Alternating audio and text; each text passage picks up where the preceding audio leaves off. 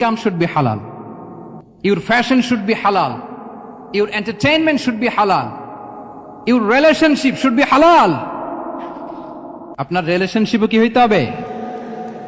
এই তো আসল জায়গায় চলে আসছি এখন। হালাল রিলেশনশিপ কোনটা? বিয়ে।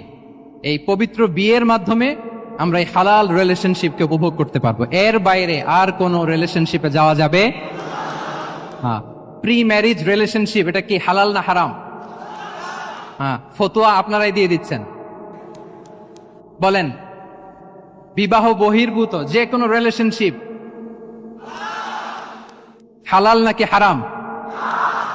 এক্সট্রা ম্যারিটাল যে কোনো রিলেশনশিপ বলেন হালাল নাকি হারাম? সাবধান হইতে হবে। মুসলিম আইডেন্টিটি রক্ষায় প্রথমে কি বলেছিলাম? সালাত। 2 নম্বরে অ্যাটাচমেন্ট উইথ কোরআন। 3 নম্বরে কি? হ্যাঁ, হালাল মেনটেন করতে হবে। আচ্ছা গেল। 4 নাম্বার হচ্ছে আমাদের একটা গুড সার্কেল মেনটেন করতে হবে। Always engage with good circle, maintain a good circle. যত টক্সিক পিপল আছে এদেরকে ইগনোর করবেন, দূরে থাকবেন। আপনাকেও ভালো করতে দিবে না, নিজেরাও ভালো থাকবেন। এরকম আছে না নাই? ভালো স্টাডি সার্কেল মেনটেন করব আমরা। দিনের মৌলিক বিষয়গুলো শেখার জন্য একটা ভালো সার্কেল মেনটেন করব। এমন সার্কেলে থাকবেন, এমন লোককে বন্ধু বানাবেন যাকে দেখলেই আল্লাহর কথা স্মরণ হয়। কি বলেন? এরকম একটা ভালো পরিবেশ খুঁজে নেন, একটা দ্বীনি সার্কেল খুঁজে নেন। Never stop learning Islamic knowledge. যারা এই যে নলেজ শেয়ারিং সেশন করে, ইসলামিক হালাকা করে, কোরআনিক স্টাডি সার্কেল করে, এই সার্কেলগুলোর সাথে আমরা থাকবো ইনশাআল্লাহ। কি বলেন? সবাই থাকবেন তো? তা না হলে মুসলিম আইডেন্টিটি আমরা প্রোটেক্ট করতে পারবো। আচ্ছা, 5 নম্বরে হচ্ছে এঙ্গেজ উইথ গুড ওয়ার্ক। কল্যাণমূলক কাজের সাথে নিজেকে আমরা জড়িয়ে রাখবো। এই যে টাইমটা আপনার লাইফের সবচেয়ে ক্রিম টাইম আপনি পার করছেন। বেশিরভাগ শ্রোতাই তো এখানে তরুণ এবং যুবক। এই সময় আপনি আর পাবেন না, কখনো পাবেন না।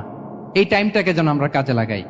এমন সময় আপনারা পার করছেন, আপনারা চাইলে বাতাসের গতিকে আপনারা পাল্টে দিতে পারেন, সাগরের স্রোতকে উল্টে দিতে পারেন, আপনারা চাইলে ইতিহাস গড়তে পারেন। এই যে 24-এর এই যে আপরাইজিং হলো, কারা করেছে এটা? হ্যাঁ, প্রবীণরা না নবীনরা? বলেন তো।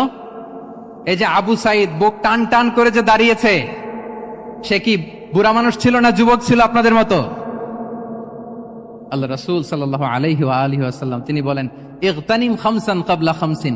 5 জিনিস ফুরিয়ে যাওয়ার আগে 5 জিনিসকে গনিমত মনে করো, গুরুত্বপূর্ণ মনে করো। এর মধ্যে একটা হচ্ছে শাবাবাকা ক্বাবলা হারামিক।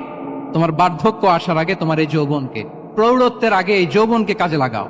এবং কিয়ামতের দিন আল্লাহ তাআলা 7 শ্রেণীর ব্যক্তিকে তার সুশীতল আরশের নিচে ছায়া দিবেন, যেদিন